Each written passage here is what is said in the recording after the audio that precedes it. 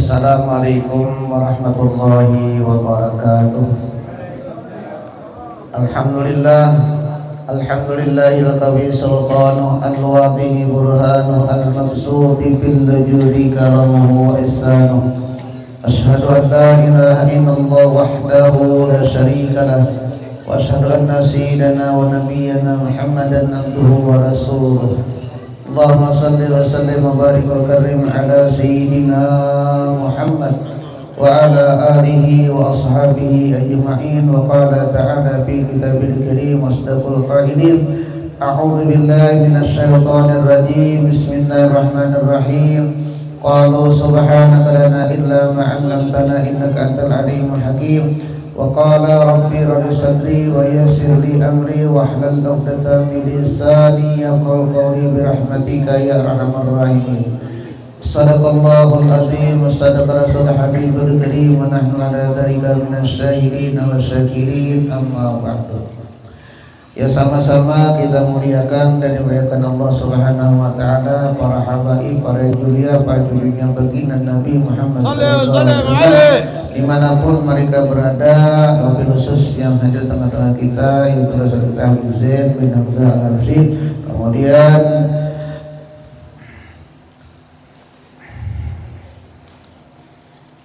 Kemudian adalah Abu Qasim Nabil Al-Qab, kemudian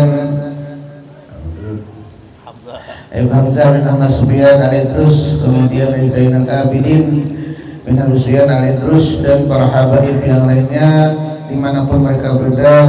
Mudah-mudahan dengan kehadiran cucunya baginda Nabi Muhammad SAW malam hari ini majelis kita mendapat barakah daripada Allah Subhanahu wa taala. Amin Allahumma amin. Kita doakan semoga mereka senantiasa dilindungi oleh Allah Subhanahu wa taala dan semua apa yang dikabulkan Subhanahu wa taala. Amin Allahumma amin. Para alim ulama, guru-guru agama yang hadir tengah-tengah kita banyak ya. Sudah disebutkan satu persatu yang tahu jebretan. Penting kita doakan para guru, para ulama, para habaib semuanya diberikan kesehatan oleh Subhanahu wa taala, rezeki yang banyak, yang halal, yang barakah, panjang umur, kemudian semua apa yang diniatkan dikabulkan Subhanahu wa taala. Amin Allahumma amin. Para bapak-bapak, ibu-ibu, jamaah rutinan itu pada malam arba, mudah-mudahan kita hadir di sini sebentar sebagaimana nanti dan juga dikumpulkan Subhanahu wa taala beserta baginda Nabi Muhammad sallallahu alaihi wasallam. Amin Allahumma amin. Alhamdulillah, rasa puji syukur kita kepada Allah Subhanahu wa taala kita ucapkan karena terima kasih kepada Allah. Semoga Allah Subhanahu wa taala senantiasa memberikan kesehatan, panjang umur, sehat badan sehingga kita istiqamah dalam melaksanakan ibadah dan adalah memuji kepada baginda Nabi Muhammad sallallahu alaihi wasallam. Salawat serta salam selalu kita aturkan kepada junjungan kita Nabi besar Muhammad sallallahu alaihi wasallam serta keluarganya, sahabatnya, pengikutnya sampai akhir zaman. Bapak hadirin sekalian, malam ini kita menghauri yaitu adalah terutama ialah Habib Tunggang Parangan Kutai Lama, kemudian adalah Ki Haji Muhammad Syarwani bin Abdan Bangil, kemudian bapak kami Kaid kami Kaum Maknuh juga malam hari ini, dan Pekacil bin Maknuh bapak kami sendiri itu adalah pada malam ini, dan juga hadiah kita kepada saudara kita Mulki Yahya bin Haji Muhammad Ishaq, dan juga adalah Mr. bin Duri, dan abah kami tua yaitu adalah Haji Sulti bin Samrat juga demikian. Mudah-mudahan semua keluarga kita, orang tua kita yang sudah mendahului kita, Allah Subhanahu wa taala ampuni dosanya dan Allah tempatkan di dalam kuburnya dengan tempat yang layak yang penuh rahmat daripada Allah Subhanahu wa taala. Amin Allahumma amin. Pada malam ini sedikit kita mengambil tabarukan, yaitu membacakan sirah, yaitu adalah geografi daripada Tuan Guru Syekh Muhammad Syarwani bin Abdan Bangil. Mudah-mudahan kita senantiasa mendapat rahmat daripada Allah Subhanahu wa taala. Karena mana inda dzikr sholihin tanzilu rahmah. di mana dibacakan sirah ataupun ada riwayat singkat kehidupan. Itu adalah seorang daripada walinya Allah Subhanahu wa taala, orang saleh, menghasilkan Subhanahu wa taala beberapa rahmat. Mudah-mudahan pada hari ini Allah surahkan rahmat kepada kita semua. Amin Allahumma amin. Sebelum kami bacakan manaqib, kami terlebih dahulu ampun dan maaf seadanya ada terdapat kejanggalan, kehilapan dan sebagainya. Alhamdulillah kiranya para bapak ibu yang sekalian banyak bukan gitu kemapan yang selebar-lebarnya. Bismillahirrahmanirrahim. Alhamdulillah man istafa min ibadi man syabil wilayah wa qasam bihamdi asrahi wa jaba minhu ilaihi sedikit siabi sabiqil inayah wa ashkuruhu anna man alina bil iman mimajad bil anbiya wal awliya min asrar rabbaniyah wa wafaqana li mutabis sunnatil bahiyah as-saniyah wa usalli wa sallim ala man sadara muluk wa wabidai abihi wa suri wa ala alihi wa sahbihi tabi bisabilin nuri. Amma ba'du. Kemudian daripada itu, maka ini adalah sebagian daripada riwayat hidup, yaitu adalah Tuan Guru Syekh Muhammad Sarwani Abdan, terkenal dengan guru itu Guru Bangil radhiyallahu anhu.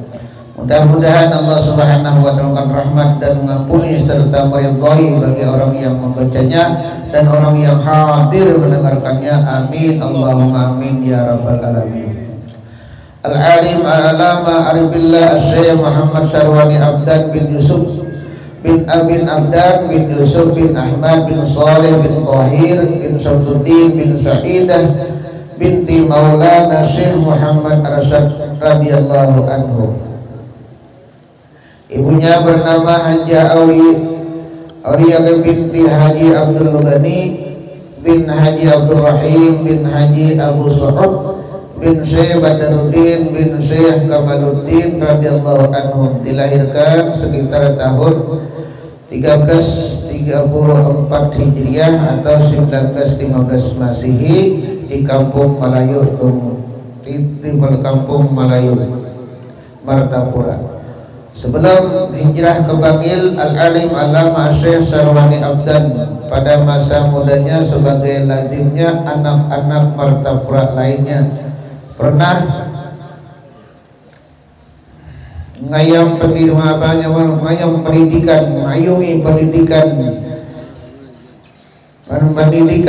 dasar agama di pesantren Darussalam. Waktu itu Darussalam di bawah asuhan paman beliau sendiri, yaitu Al-Alim Allama Tuan Guru Haji Kasful Anwar bin Ismail. Selain belajar di madrasah Darussalam, beliau juga menyempatkan diri belajar dan berguru kepada beberapa ulama terkenal di Martapura. Pada usia yang relatif singkat, muda, setelah menamatkan pendidikan di madrasah Darussalam, beliau meninggalkan kota kelahirannya Martapura menuju tanah suci Mekah di bawah bimbingan dan pengawasan langsung dari paman Al-Alim Alamah Tuan Guru Haji Kasful Anwar. Beliau menekuni dan memperdalam ilmu agama di tanah suci. Selama di Mekah, beliau belajar dan berguru kepada beberapa ulama terkenal di kalangan itu, diantaranya adalah Syekh Syed Muhammad Amin Al-Qutbi, kemudian Syekh Sa'id Alwi Ibn Abbas Al-Maliki, kemudian Syekh Umar Hamdan Al-Mahrusi, kemudian Syekh Muhammad Arabi, kemudian Syekh Husin Syekh Hasan Masad, kemudian adalah Syekh Abdullah Al-Banjari, kemudian Syekh Yusuf Saifullah Ad-Dagisati dan Syekh Syafi'i Al-Qadahi, kemudian Syekh Sulaiman Ambun, kemudian Syekh Ahyad Bubur, kemudian Syekh Ali bin Abdullah Al-Banjari. Ini di Mekah. Makanya adalah diantaranya Tuan guru yang paling pemurah dermawan itu adalah bapak daripada itulah Ali bin Abdullah Al-Banjari di Makatul Mukarramah, diganti oleh Abdul Samad, itu kemudian diganti oleh Allah Bulus Kupul, ya kan, terus turun. Setiap Jumat beliau membagikan harta yang dititipkan oleh Allah kepada beliau. Bapak beliau adalah Abdullah. Beliau mengharamkan rokok, ya kan, karena beliau apabila ada orang jual tembakau, beliau beli semuanya dibakar. Beliau beli semuanya dibakar. Jadi ditanya orang kepada Ali bin Abdullah Al-Banjari, anak beliau, wahai Syekh Ali, kenapa sampean tidak seperti bapak?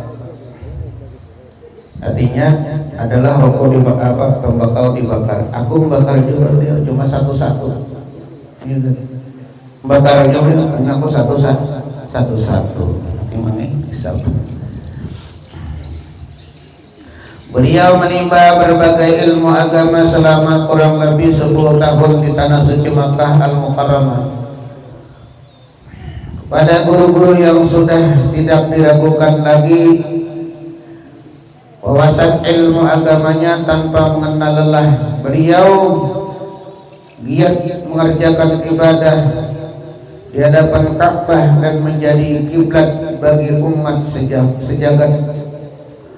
Waktu selama itu habis digunakan untuk membaca mutalaah, bahkan mengajar di dalam Masjidil Haram. Ada kita mutalaah juga hampir di Korea, mutalaah juga. Dan beliau mutalaah dan membaca, mengajar di dalam Masjidil Haram. Selain itu beliau juga mendapat ijazah berbagai hizib, wirid dan zikir yang diterima dari guru-guru beliau. Setelah sekitar lama bermukim di tanah suci Makkah Al-Mukarramah, belajar mengajar dan selalu bergelimang lautan ilmu, maka atas izin dan restu gurunya, kembalilah dia ke kampung halaman untuk mengambil ilmu pengetahuan yang telah dipelajari, mengembangkan ilmu pengetahuan yang telah dipelajari, dan ia mengambil dari guru-gurunya tersebut di kota suci Mekah. Begitu pula setelah ia berada di kampung halaman, waktu hanya dihabiskan untuk mengajar mutalaah dan beribadah. Beliau adalah seorang ulama yang wara', tawadhu, humul, dan selalu menyembunyikan diri, sehingga banyak orang yang tidak mengetahui siapa dirinya sebenarnya.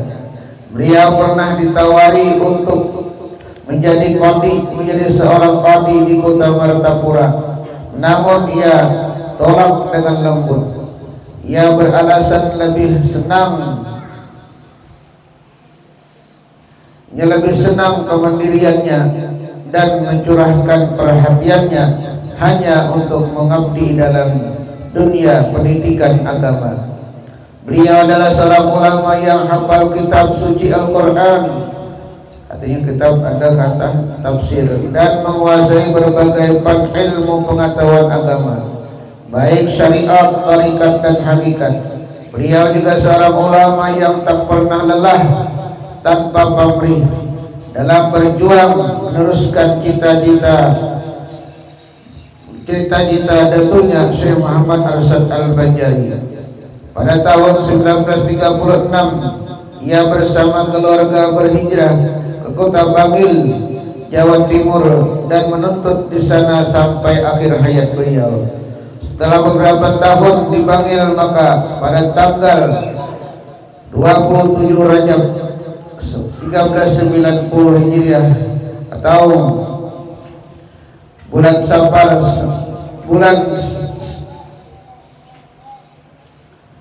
tahun 1980 bertepatan dengan peringatan Isra Mi'raj Nabi Muhammad SAW. Beliau mendirikan pondok pesantren Datu Kelampayan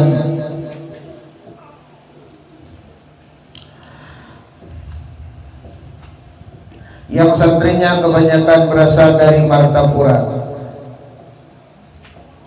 Tadi ada cerita ya, tahun 1992 ada teman satu kamar, dia sudah tamat Darussalam waktu itu.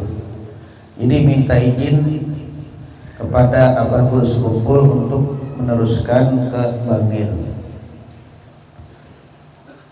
Jadi kata Abah Guru Sekumpul, kalau niatmu ingin ke Bangil teruskan aja, artinya tidak melarang, tapi rasakan, karena memang kata beliau di zaman yaitu adalah Guru Bangil, pusat ilmu di Bangil. Sekarang kata beliau pusat ilmu di Kalimantan. Nah, beliau tidak menunjukkan di Martapura ya. Jadi tidak lama, kurang lebih 2 bulan, itu teman kembalilah ke Martapura karena tidak rasa cocok sudah. Dalam memimpin pondok pesantren beliau langsung menanganinya tanpa ada bantuan dari orang lain, sehingga beliau mengajar sehari penuh sendirian, pertama lah, tidak ada orang lain. Dan di malam hari pun masih ada pula berbagai yang di dalam rangka meningkatkan amaliyah para santrinya. Ini dibimbing untuk amaliyah, terutama dan dibimbing untuk amaliyah masuk halwat, termasuk abah kita Guru Sekumpul 40 hari 40 malam.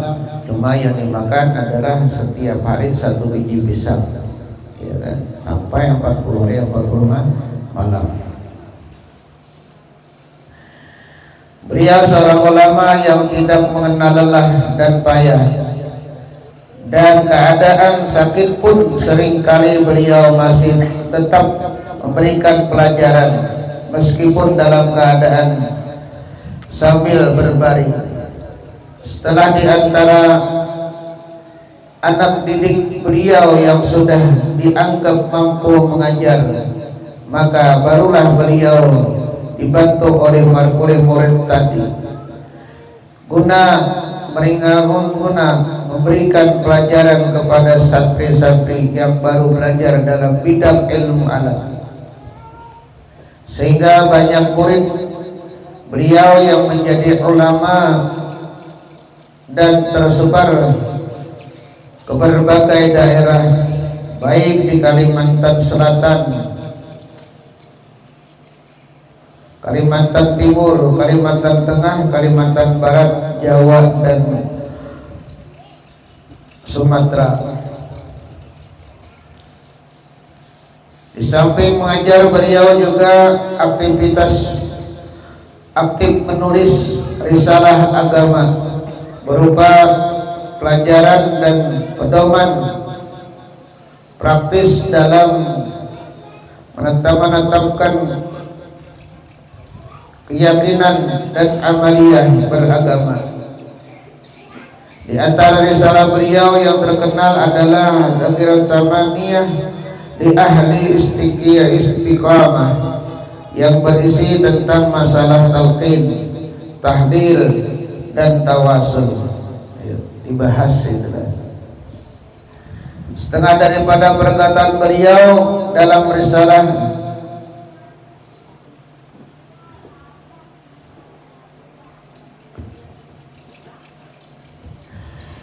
di hampir setiap pelosok tanah air, terutama di Pulau Jawa, jika ada seorang yang meninggal dunia ataupun wafat, maka apabila si mayit itu sudah dikebumikan, lalu dilakukan upacara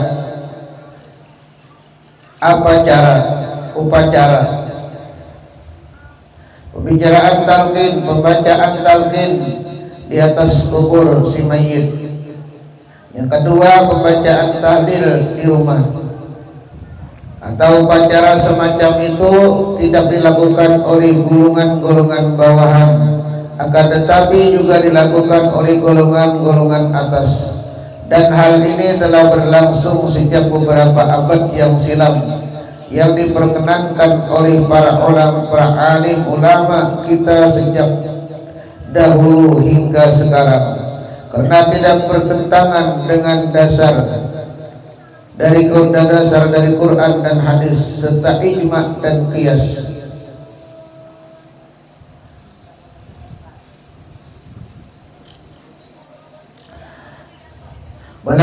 Belakangan ini timbul golongan-golongan yang membawakan suara agama Islam yang secara mutlak menolak, bahkan mengharamkan dilakukannya upacara tersebut dengan dasar pemikiran yang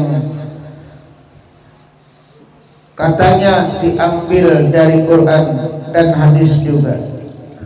Banyak orang mengamalkan matalqin, ada yang memberikan tahlil, ya kan?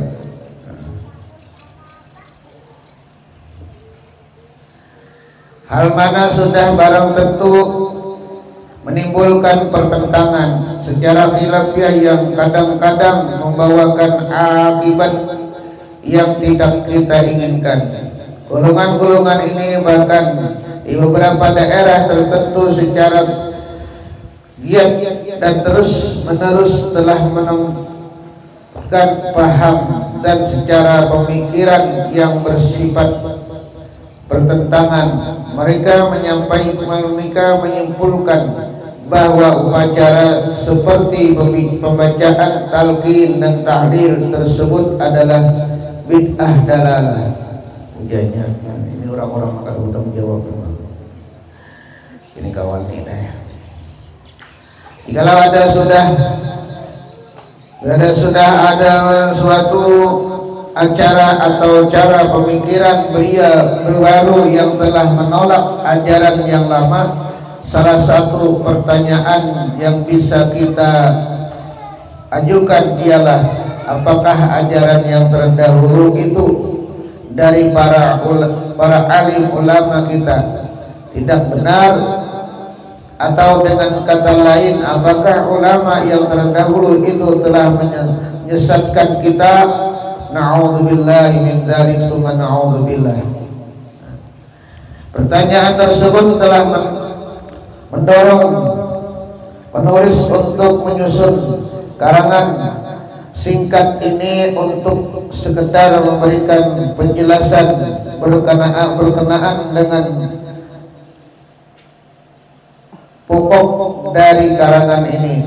Penulis juga merasa berkewajiban untuk memberikan keterangan-keterangan dan penjelasan-penjelasan yang sesungguhnya bahwa apa yang telah diajarkan oleh para alim ulama kita yang terdahulu itu adalah benar dan mempunyai dasar yang kuat pula menurut ajaran Islam setelah wafatnya junjungan kita Nabi besar Muhammad sallallahu alaihi wasallam.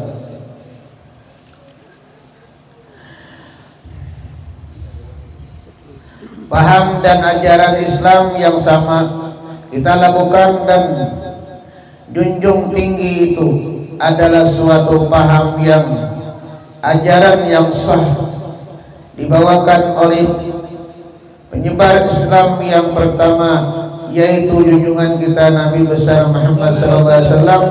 Demikian pula paham dan ajaran yang kita peroleh dari para alim ulama kita sebagai warasatul anbiya, itu adalah suatu paham dan ajaran yang asalnya diterima dari angkatan-angkatan sebelumnya, yaitu para alim ulama sebelum kita, dari para tabi'in, dari para tabi'in dan dari para sahabat hingga sampai kepada Nabi kita Muhammad sallallahu alaihi wasallam. Sampai itulah beliau daripada, artinya supaya jangan salah kaprah bagi nang bertalqin, ya kan, bagi nang membaca tahlil. Bujur nang kadre bulikan itu orang bersalamatan sampai ke hutang, itu kada boleh. Mulia seorang ayo situ sampai habis. Setengah perkataan beliau kepada guru Salman Mulia dan kepada guru kita, abah kita Guru Sekupul, yang penting 6 perkara bersama kita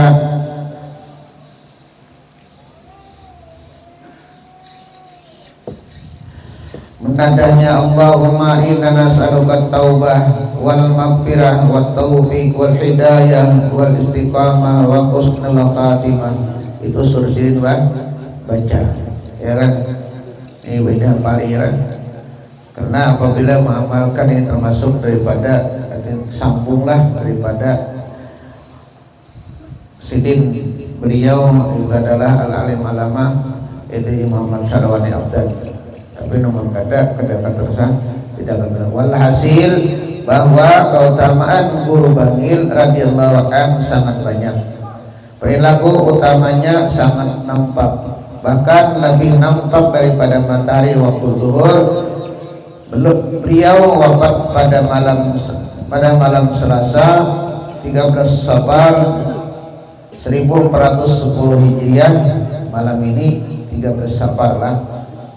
Kemudian 12 September 1989 jumlah umur beliau sekitar 74 tahun dan dimakamkan di pemakaman keluarga dari para habaib